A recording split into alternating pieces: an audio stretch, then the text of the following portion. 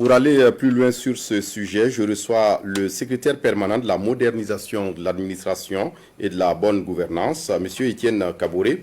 Monsieur Kaboré, bonsoir. Bonsoir, M. Kindo. Bonsoir à tous les téléspectateurs de la RTV. Et merci de venir nous aider à comprendre davantage l'adoption de cette disposition légale qui concerne la dépolitisation de l'administration publique au Burkina. On l'a vu d'ailleurs, les députés à l'Assemblée législative de transition ont adopté à l'unanimité cette disposition en séance plénière. Et le projet porte maintenant un intitulé clair, le renforcement de la neutralité politique et de la méritocratie dans l'administration publique. Exit le terme dépolitisation. Pourquoi ce changement ? Oui, je vous remercie pour l'opportunité que vous nous donnez de parler de cette loi. Je profite également de votre plateau et au nom de M. le ministre d'État, ministre en charge de la fonction publique, dire merci à son Excellence, M. le Président de l'ALT, et à l'ensemble des honorables députés qui ont compris l'enjeu de cette loi et qui l'ont votée à l'unanimité. Effectivement, comme vous l'avez dit, le projet de loi qui a été introduit à l'ALT portait dépolitisation de l'administration publique et promotion de la méritocratie. À l'issue des débats, les honorables députés ont estimé qu'il est difficile de séparer la politique de l'administration, d'autant plus que le pouvoir politique du président de Faso est un pouvoir qui lui a été confié par le peuple et c'est un pouvoir politique. Et l'administration doit être à sa disposition pour la mise en œuvre des différentes politiques publiques. C'est dans ce sens que les députés ont estimé qu'il était nécessaire de parler plutôt de neutralité de l'administration publique en lieu et place de dépolitisation de l'administration publique. Comme d'ailleurs ce qu'on en voit dans certains pays de grande démocratie. Oui, tout à fait. Et donc, nous avons estimé également que la gouvernance aussi, c'est la force du symbolisme. Nous avons pensé que parler de dépolitisation, ça allait être clair et simple à comprendre pour l'ensemble des concitoyens. Mais qu'à cela ne tienne, les députés ont opté de voter la loi qui s'intitule maintenant renforcement de la neutralité politique et de la méritocratie dans l'administration publique. Comme quoi, la démocratie, c'est aussi le consensus. Oui, mais M. Kaboré, quels sont les enjeux de cette loi ? Il faut rappeler que la loi vise essentiellement deux objectifs majeurs. Le premier objectif, c'est de renforcer la neutralité de l'administration publique. Le deuxième objectif, c'est de promouvoir le mérite au sein de l'administration publique. De façon pratique, il est interdit, par exemple, de mettre des cellules de partis politiques dans l'administration publique. Il est interdit d'utiliser les biens, donc les véhicules, les locaux de l'administration publique à des fins politiques. Il est interdit de procéder à des nominations ou à des recrutements sur des critères politiques, régionalistes, ethniques.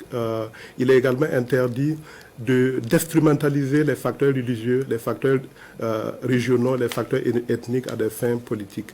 La finalité de cette loi, c'est la promotion de la bonne gouvernance dans notre pays. Il faut aussi noter que la crise actuelle que nous connaissons est en partie liée à une crise de gouvernance. Donc nous pensons que cette loi va contribuer à renforcer la gouvernance, à promouvoir la bonne gouvernance dans notre administration. La loi va également permettre d'améliorer la performance de l'administration publique parce qu'au poste, on va mettre les personnes qui méritent.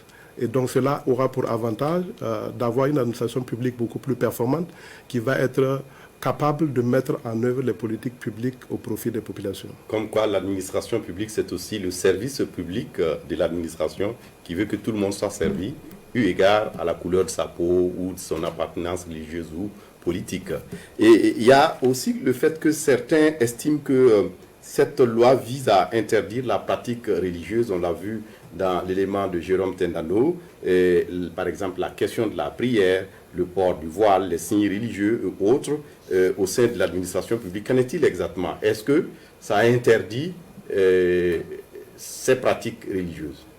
Contrairement à ce que certains pensent, la loi n'interdit pas la pratique de la religion dans l'administration publique. De façon précise, la loi n'interdit pas la prière dans l'administration publique. La loi n'interdit pas le port du voile dans l'administration publique. Ce que la loi interdit, c'est l'utilisation de la religion à des fins politiques. Donc, si vous allez à votre prière et que vous ne faites pas de la politique, la loi n'interdit pas. Si vous utilisez la religion, les lieux de prière pour faire de la politique, ça c'est interdit par la loi. Et il y a la question aussi de la laïcité de l'État. Oui, tout à fait.